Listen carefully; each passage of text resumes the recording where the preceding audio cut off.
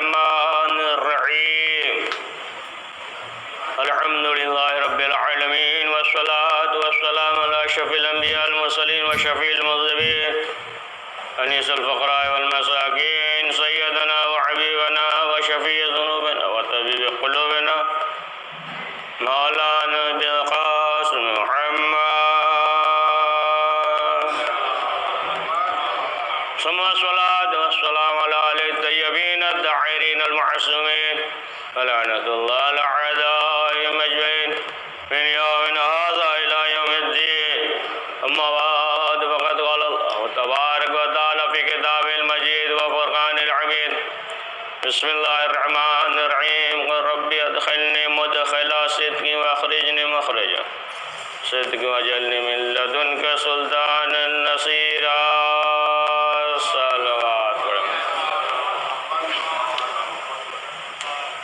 حضرات محترم اہل بیت معصومین علیہم السلام تو پروردگار نے جو اختیار دیا ہے تو ہر موقع پہ ہر مرحلے پہ اس اختیار کو استعمال نہیں کرتے. جہاں موقع ہوتا ہے تو اپنے اختیار کو استعمال کرتے ہیں. آپ دیکھیں کہ تاریخ میں جو بہت اہم دور گزرا ہے وہ دور مولا علی حضرت علی ابن ابی طالب علیہ السلام کا دور حکومت جو 36 ہجری سے اور اس کے بعد امام حسن مجتبیٰ علیہ السلام کا جو 10 سال تو 4 سال یہ مولا علی کا اور 10 سال امام حسن مجتبیٰ کا، یہ 14 سال یہ بہت اہم ہے. اور آپ دیکھیں کہ کیسے اس دور میں جو حالات تھے 14 سال کا، کہ جیسا کہ خود رسول اکرم حضرت محمد مصطفیٰ صلی اللہ علیہ وآلہ وسلم نے فرمایا کہ الحسن والحسین امامان قام وقادہ، کہ حسن اور حسین جو ہے یہ جنگ کرے یا صلح کرے، یہ دونوں امام ہیں، یا جنگ کرے یا صلح کرے. لیکن آپ دیکھیں کہ امام حسین علیہ السلام نے قیام کیا لیکن امام حسن علیہ السلام نے قیام نہیں کیا، صلح کیا. یہ 10 سال جو امام حسن کا تھا تو بہت اہم دور تھا، اور لوگوں کی یہ کوشش تھی کہ جو دشمن تھے کہ لوگ امام کے طور پہ انہیں نہ پہچان پائے، یعنی ایک عام انسان کی طرح لوگ پہچانے. اور ظاہر سی بات ہے کہ جب ایک عام انسان کی طرح جب لوگ پہچانیں گے تو پھر امام جو ہے وہ کام نہیں کر پائیں گے. امام کو لوگ پہچان نہیں پائیں گے تو امام بتا بھی نہیں پائیں گے کہ ہمارا جو رشتہ ہے نبوت سے وہ رشتہ کیا ہے. ورنہ آپ دیکھیں کہ جو 50 سال میں جو خطیب تھے امیر شام معاویہ کے جو خطیب تھے، ان کا کام ہی یہی تھا کہ مولا علی کے خلاف جو ہے پروپیگنڈا کریں کہ یہ ایسے ہے وہ ایسے ہے. اور یہاں تک کہ آپ جانتے ہیں اس سے پہلے ذکر کیا تھا کہ نماز کے بعد جو ہے یہ وظیفہ سمجھتے تھے، شب و ستم کرنا، معاذ اللہ لعنت بھیجنا، یہ وظیفہ سمجھتے تھے کہ نماز کے بعد. تو اب آپ اندازہ لگائیں کہ ایسا دور کہ اب جب نسل آگے بڑھے گی تو 50 سال کے بعد تو ظاہر سی بات ہے کہ جو نئی نسل ہوگی تو ان کے ذہن میں کیا ہوگا جب برا بھلا سنیں گے کہ یہ ایسے تھے، علی ایسے تھے، تو پھر اس کے اثرات کیا ہوں گے. تو اب یہ ایسی چیز ہے کہ دیکھیے اگر جو ہے پروپیگنڈا ہو جائے کسی کے خلاف تو پھر یہ ایسی چیز ہے کہ پھر انسان جو ہے لاکھ جو ہے صفائی دے بہت مسئلہ ہو جائے. مانے. مثلا مثال کے طور پہ آپ دیکھیں کہ یہ ہے کہ ان کے پاس جو ہے 1 2 نہیں 40 پارے کا قرآن ہے. اب لاکھ کہیے کہ 40 پارے 30 پارہ ہے، آ کے دیکھ لیجئے مسجد میں تمام چیزیں لکھی، نہیں یہ جو ہے 40 پارے کا. یا مثلا یہ ہے کہ یہ جو ہے تھوک کر جو ہے پانی پلاتے ہیں یا کھانا کھلاتے ہیں، لاکھ کہیے ہے نا. تو یہ ایسی چیز ہے پروپیگنڈا وغیرہ. تو اس طریقے سے پہلا آیا. لیکن وہی دور آپ دیکھیں کہ وہی تھے افراد تھے کہ جو زیادہ وقت تو گزرا نہیں تھا، وہی افراد تھے کہ جو مولا علی کے ساتھ تھے، وہی افراد جو ہے امام حسن کے ساتھ تھے. اور یہاں تک کہ آپ دیکھیں کہ خرید اور فروخت جو ہے وہ جاری تھا. اور یہ معاویہ جو ہے خرید رہا تھا لوگوں کو، جو بڑے بڑے سردار تھے نا انہیں جو ہے خرید رہا تھا. یہاں تک کہ حکم کندی یہ جو ہے 4000 کا سردار تھا، لشکر کا 4000 لشکر کا سردار تھا، اور امام نے بھیجا اسے. اب جب یہ بھیجا تو 5 لاکھ درہم میں یہ فروخت ہو گیا، یعنی اس کی طرف چلا گیا. یہ ادھر تھا گیا اور سردار تھا ادھر چلا گیا. اب آپ اندازہ لگائیں کہ جو سردار اور 4000 کا لشکر جب ادھر چلا جائے سرداری خود، تو اب جو ہے کیا حالات ہوں گے، کیا دور ہوں گے. تو ظاہر سی بات ہے کہ ایسے حالات تھے. اسی وجہ سے امام حسن مجتبی علیہ السلام نے صلح کیا اور خود جو ہے ڈاکٹر طہا نے انہوں نے یہ فرمایا کہ جو لوگ تھے امام حسن کے زمانے میں تو وہ دین سے زیادہ دنیا سے محبت کرتے تھے. دنیا چاہیے ہے نا. لیکن دیکھیں دنیا ایسی ہے کہ آپ دیکھ لیں، یہ دنیا اسی کہتے ہیں. آپ کہیں بھی جائیے دنیا میں تو ایسا نہیں کہیں ایسا مل جائے کہ آسمان میں جو ہے وہ پلر لگا ہوا ہو ہے نا. ہر جگہ ایسے ہی آسمان ملے گا اور ایسی زمین رہے گی خاک کی ہے نا. یہ دنیا ہے کہ جب انسان جو ہے مر جاتا ہے تو کپڑا اتارا نہیں جاتا ہے، پھاڑا جاتا ہے نا. تو یہ دنیا ہے، سنبھل کے رہنا چاہیے نا. یعنی زیادہ جو ہے انسان یہ نہ سوچے ہے نا کہ معلوم یہ ہوا کہ پوری دنیا ہم نے گھوم لیا ہے، دیکھ لیا ہے نا. جب مرے گا تو کپڑا اتارا نہیں جائے گا، پھاڑا جائے گا. ایک صلوات پڑھیے محمد. تو کہا کہ یہ جو ہے دنیا سے زیادہ محبت کرتے ہیں. اور وہی افراد ہے نا، وہی افراد تھے جو کہ مولا علی کے ساتھ تھے، اور انہوں نے جو ہے بے وفائی کی. اور خود جو ہے امام حسن نے فرمایا کہ اگر صلح نہ کرتے تو خود امام کے دور میں زمانے میں کوئی شیعہ باقی نہ رہ جاتا. ایسے دور تھے، حالات تھے. تو لوگ جو تھے وہ جو ہے امام شناسی نہیں رکھتے تھے. ورنہ آپ دیکھیں امام شناسی نے دیکھیں آپ کے کیا ہوا جنگ صفین میں. یہاں تک کہ مولا کہہ رہے ہیں لیکن اس کے باوجود کہہ رہے نہیں یہ جو ہے قرآن ہے، اب جو ہے مسئلہ حل ہو جانا چاہیے. امام کہہ رہے ہیں، مولا کہہ رہے ہیں کہ دیکھو یہ قرآن نہیں ہے، یہ جو ہے جزدان میں پتھر ہے، لیکن نہیں مان رہے ہیں. جب پتھر ہوگا تو قرآن کیا سمجھ میں آئے گا. پڑھیے صلوات پڑھیے. جب جزدان میں پتھر ہوگا تو قرآن کیا سمجھو گے. مولا کہہ رہے ہیں کہ نہیں، اصل جو ہے مجسمہ قرآن ہم ہیں، لیکن کیا کہہ رہے ہیں نہیں بس مالک اشتر کو بلا لیجیے. یہاں تک کہ جو مولا کے ارد گرد تھے اب وہ کہنے لگے کہ ہم جو ہے آپ کو یہ سمجھ رہے تھے کہ آپ جو ہے دین کے لیے کر رہے ہیں، لیکن آپ بھی دنیا پرست ہیں. یہاں تک کہنے لگے کہ انہیں بلا لیجیے ورنہ جو ہے ہم آپ کو قتل کر دیں گے. تو یہ کون افراد تھے؟ یہ وہی افراد تھے کہ جو امام شناس نہیں تھے، امام کو پہچانتے نہیں تھے. لیکن آپ دیکھیں کہ پروردگار نے اختیار دیا اہل بیت معصومین علیہ السلام کو، تمام اختیارات.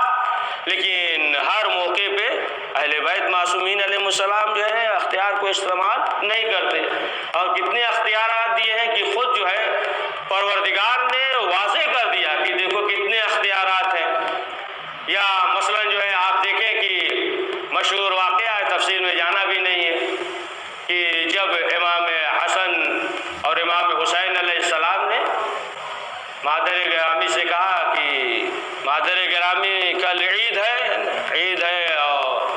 بچوں کے لیے ظاہر سی بات تمام بچوں کے لیے لباس مہیا ہے، نیا لباس پہن رہے ہیں، لیکن ہمارے پاس لباس نہیں ہے۔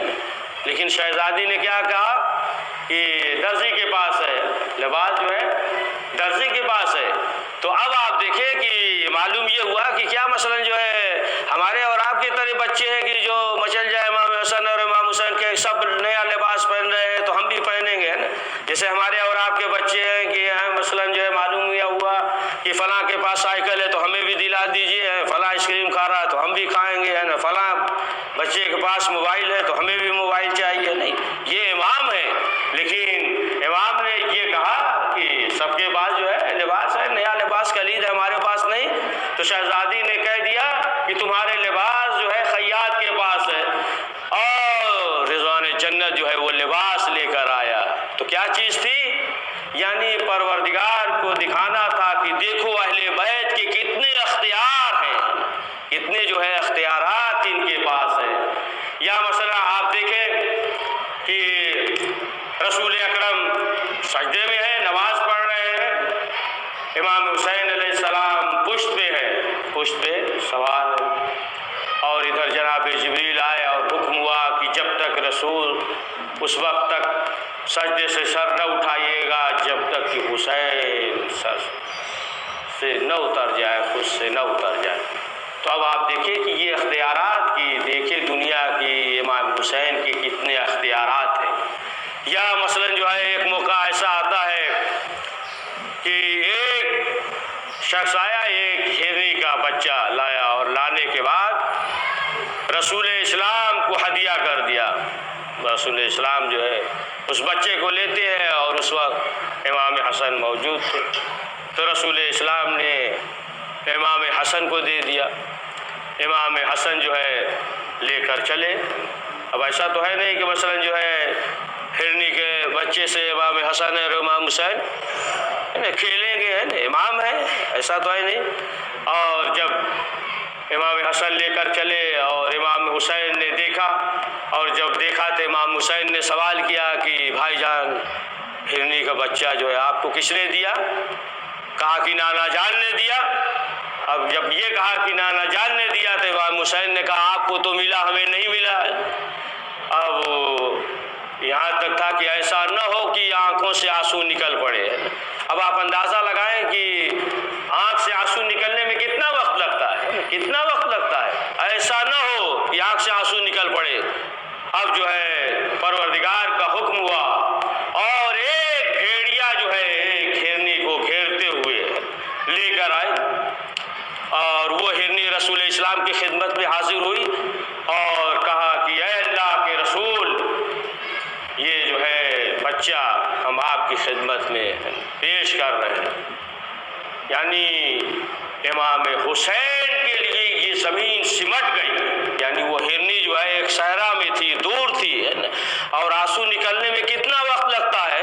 پروردگار کا حکم ہوا کہ ایسا نہ ہو کہ حسین کے آنکھوں سے آنسو نکل جائے، آنسو نکلنے سے پہلے جو ہے تم وہاں پہ پہنچ جاؤ۔ یعنی امام حسین کے لیے زمین سمٹ گئی، اور وہ جو ہے ہرنی آئی اور کہا کہ یہ بچہ ہم پیش کر رہے ہیں، اور رسول اسلام نے امام حسین کو وہ ہدیہ دیا۔ تو اب آپ اندازہ لگائیں کہ یہ جو ہے قدرت کہ جو پروردگار نے قدرت کو استعمال کیا، یعنی بتایا کہ دیکھو ان کے کتنے اختیارات ہیں۔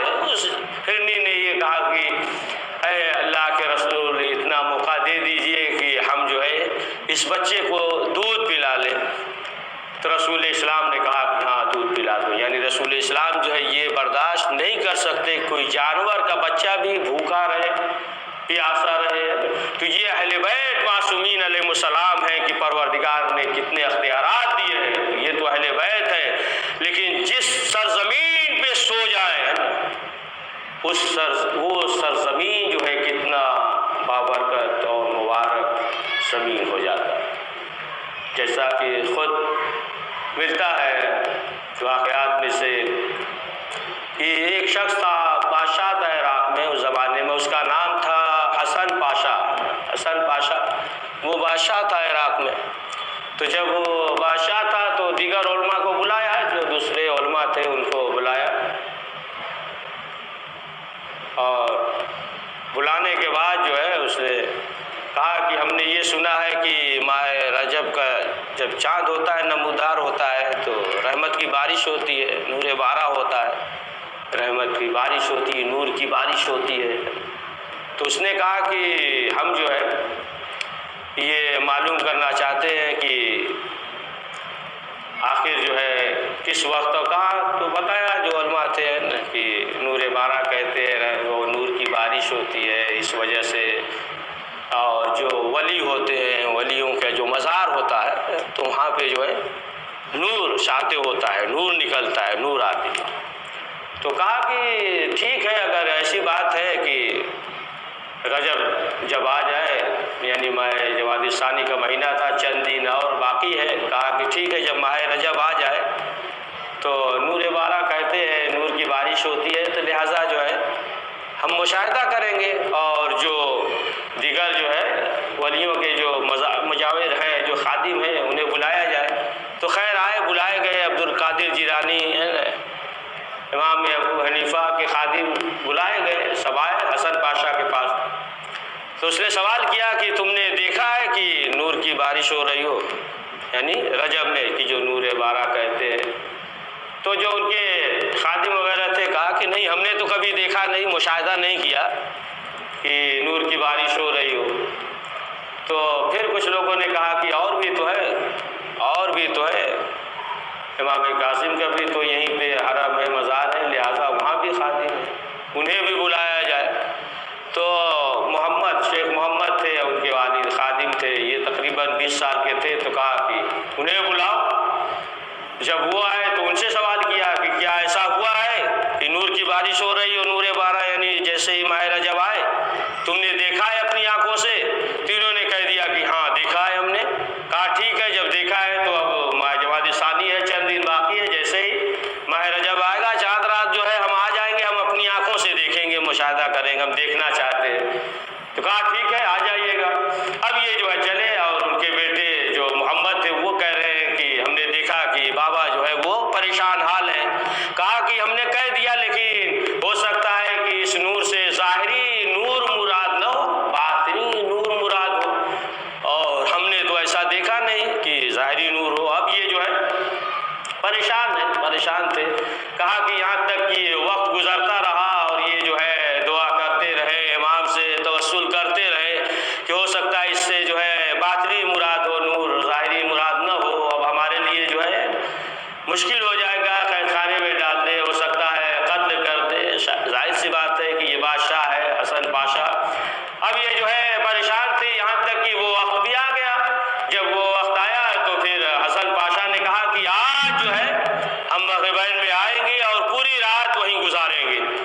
اور اس کے بعد وہ آ گیا، قازمین میں آیا، اور آنے کے بعد جو ہے جتنے افراد تھے کہا کہ سب کو یہاں سے ہٹا دو، حرم جو ہے خالی رہے، کوئی افراد نہ رہے۔ بہرحال اس کا حکم تھا، تمام جو جتنے زائرین تھے سب کو ہٹا دیا۔ اس نے کہا جو قاموس وغیرہ ہے، جو روشنی وغیرہ ہے اسے بھی بجھا دو۔ اب یہ شخص جو ہے حسن پاشا وہیں بیٹھا رہا، دعا وغیرہ پڑھتا رہا، اور یہاں تک کہ یہ جو ہے امام سے توسل کر رہے، سجدے میں جا رہے، دعا کر رہے، یہاں تک کہ وقت گزرتا رہا، نصف شب ہو گئی، وقت گزرتا رہا۔ اب یہ جو ہے پریشان ہے کہ اب تھوڑی دیر کے بعد کیا دیکھا کہ ایک ایسا نور جو ہے آسمان سے آیا، جیسے یہ معلوم ہو رہا تھا کہ سینکڑوں سورج کا روشنی ہو۔ وہ جو ہے آیا قبر تک۔ اب جیسے ہی حسن پاشا نے دیکھا اب وہ کھڑا ہو گیا، کھڑا ہونے کے بعد جو ہے کہا کہ واقعاً یہ افراد ایسے ہیں کہ ہمیں چاہیے کہ ہم ان کی خدمت کریں۔ پڑھ دیجئے صلوات۔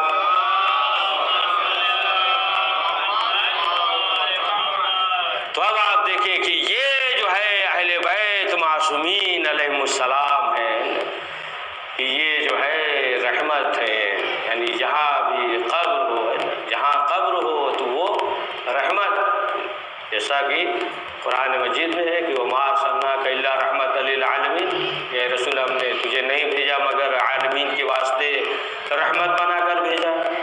تو اب آپ دیکھیں کہ رحمت تو اسی وقت ہے کہ جب انسان کو سکون اور اطمینان ہو، ورنہ جو ہے بارش بھی جو ہے یہ بھی رحمت ہے، بارش رحمت ہے، دولت ہے نا یہ بھی ایک رحمت ہے، اولاد ہے، تمام چیزیں، لیکن جو ہے انسان کو سکون نہ ہو، انسان کو سکون نہ ہو تو پھر اس کے لیے جو ہے رحمت نہیں ہے، اس کے لیے رحمت نہیں ہے۔ تو اب آپ دیکھیں کہ معلوم یہ ہوا کہ اگر انسان کو سکون نہیں ہے، اطمینان نہیں ہے تو در در کا ٹھوکر کھاتا ہے، کبھی ادھر جاتا ہے، کبھی جو ہے ادھر جاتا ہے، کبھی ادھر پریشان ہے، کبھی ادھر پریشان ہے۔